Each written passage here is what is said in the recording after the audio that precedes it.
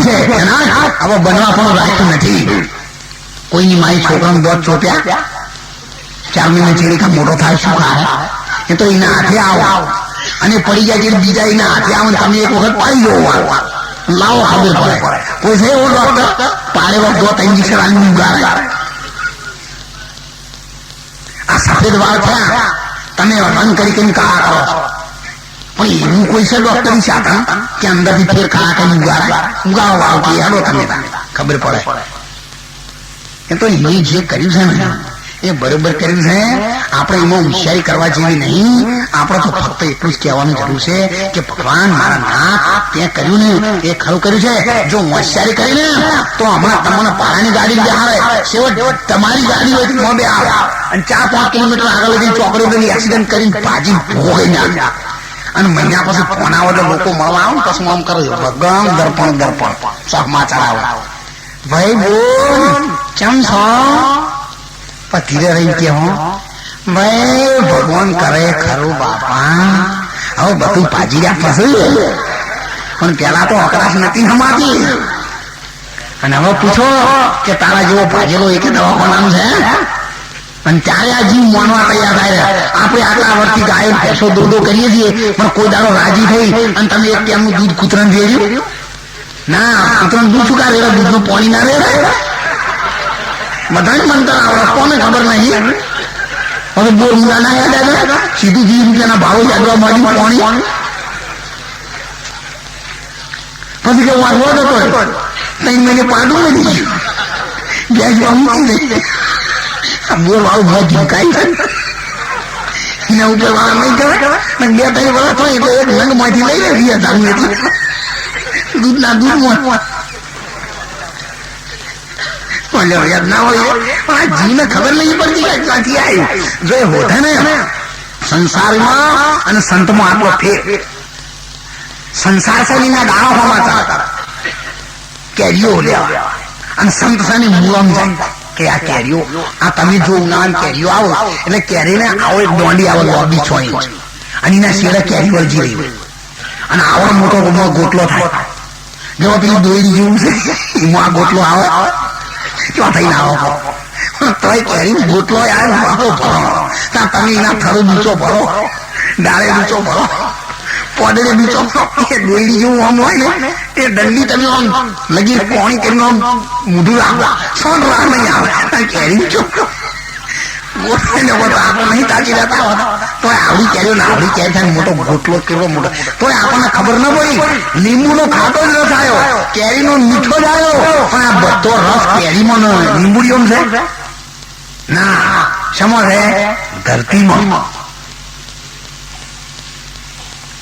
પણ આપણને ધરતીની કદર ન કરી શક્યા એને ઓળખી ન શક્યા. શું જાણે વ્યાકરણી વસ્તુમાં શું જાણે વ્યાકરણી ઘી ભર્યું છે મોઢાઓજી પણ હવાદ ના પાનો બરણી.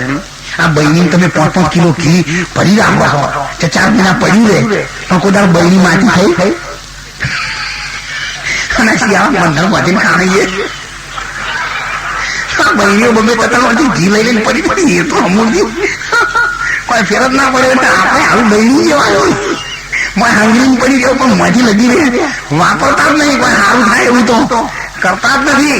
અને જ્યાં સુધી આવા સ્ટેપ ઉપર આપણે પહોંચી નહીં જઈએ ત્યાં સુધી દુર્યોધનને 42 દેશનો છત્રપતિ હોવા છતાં પણ એને પાંડવોનો નાશ કરવાનો તમામ સાધન આદર્યા અને 18 દિવસના યુદ્ધના મેદાનમાં ભીમસેનની ગદ્દાથી જયારે ઘાયલ થઈ અને નીચે પડ્યો ત્યારે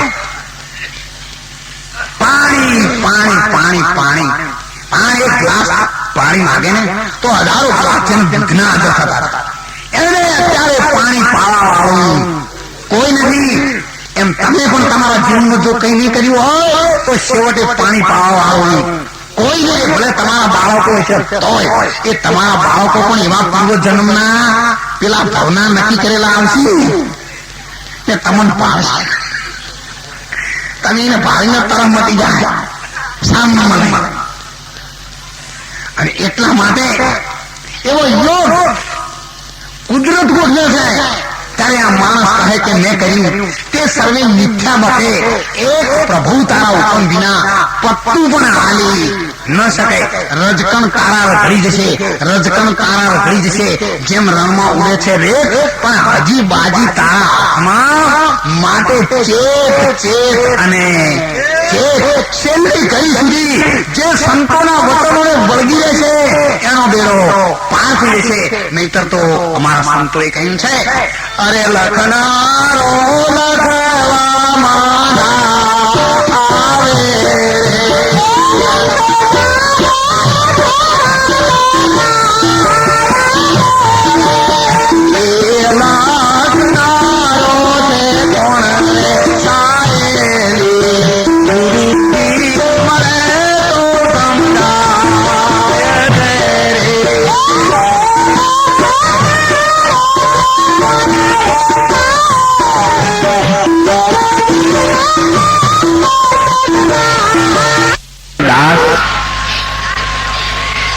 श्वास प्याला संभारो,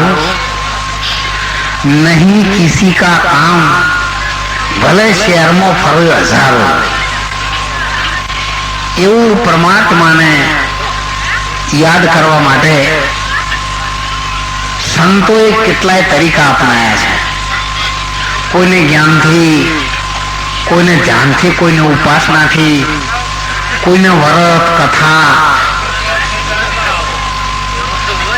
ઉપવાસ, દેવ મંદિર, જાત્રા, આ બધા સાધન છે ને એ માણસને માણસ થવાનો છે.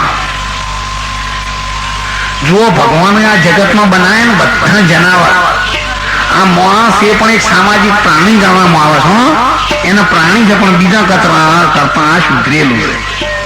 ફેર આટલો પેલો ગમનમાં ચાર ખાય અને અઘન મૂત્ર એના ઉપર બેહે, અને આ રોટલા ખાય અને બેસીને શેઠા જાય. આટલો છે. આ પણ